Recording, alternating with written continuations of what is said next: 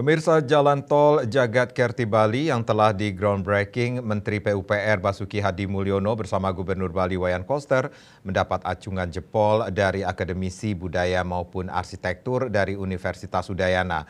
Sebab jalan tol di era kepemimpinan Gubernur Koster ini merupakan yang pertama di Indonesia yang dilengkapi fasilitas jalur sepeda. Bahkan dalam pembangunannya tidak mengganggu subak dan merusak kesucian pura. Dari Universitas Udayana, Profesor Dr. Insinyur Ana Agung Ayu Oka Saraswati MT mengharapkan ornamen arsitektur Bali mesti tampil memperindah gerbang dan tiang badan lampu jalan tol agar masyarakat maupun wisatawan yang melintasi Jalan Tari Gilimanuk Mengwi ini merasakan keagungan budaya di Pulau Dewata. Menurutnya, konsep pembangunan tol Jagat Kerti ini sangat bagus karena dapat memberikan kemudahan kepada masyarakat serta menjadi penghubung antara Bali Tengah dan Bali Barat, khususnya dalam bidang kebudayaan.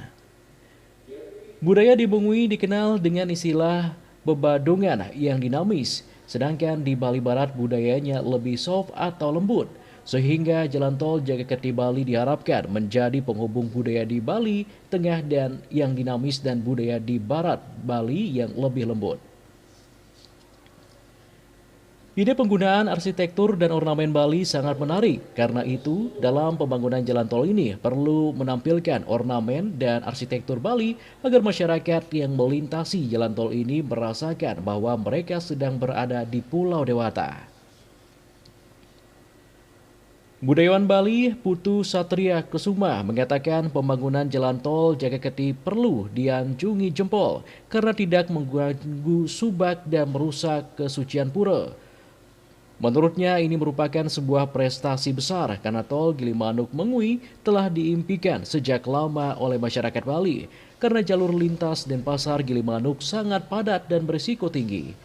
Banyak truk dan bus-bus besar yang melewatinya. Begitupun dengan arus barang dari Jawa menuju Bali yang tinggi melewati jalan tersebut sehingga sangat riskan terjadi kecelakaan lalu lintas. Pegiat seni asal Buleleng ini memandang bahwa pemasangan ornamen Bali di jalan tol Jagat Kerti Bali harus direalisasikan karena ini merupakan identitas budaya Bali. Namun dalam penempatannya harus memperhatikan faktor etika, estetika, dan filosofi serta kesakralannya. Gedewindu Sancaya, akademisi dari UNUD, mengatakan pembangunan jalan tol Jagat Kerti Bali merupakan bagian dari proyek strategis nasional yang dilakukan di Bali. Oleh karena itu, kita wajib menyukseskannya. Hanya saja perlu dibarengi dengan kesiapan masyarakat dalam menyikapi kehadiran jalan tol ini. Bagaimanapun keberadaan jalan tol nantinya akan berdampak pada persoalan sosial budaya masyarakat Bali. Kita harus meningkatkan kualitas SDM manusia Bali agar tidak menjadi penonton dan tidak hanya jadi konsumen. Tapi SDM Bali harus produktif memanfaatkan kehadiran jalan tol ini sebagai siap bersaing dan harus mengantisipasi persoalan alih fungsi lahan yang sudah pasti tidak dapat dihindari. Gedewindu Sancaya juga menegaskan ornamen Bali sangat penting ditampilkan di jalan tol karena mengandung estetika. Namun, kekhasan budaya dalam bangunan itu dapat diwujudkan apabila arsitektur yang bercirikan tradisi Bali ini dibuat suatu peraturan yang mengatur secara rinci tentang bangunan dan pembangunan yang akan dilakukan di sepanjang jalan tol itu. Pada saat yang bersamaan juga perlu dibuat perda yang mengatur tentang jalur hijau untuk melindungi alam dan lingkungan di seluruh kawasan yang dilalui jalan tol.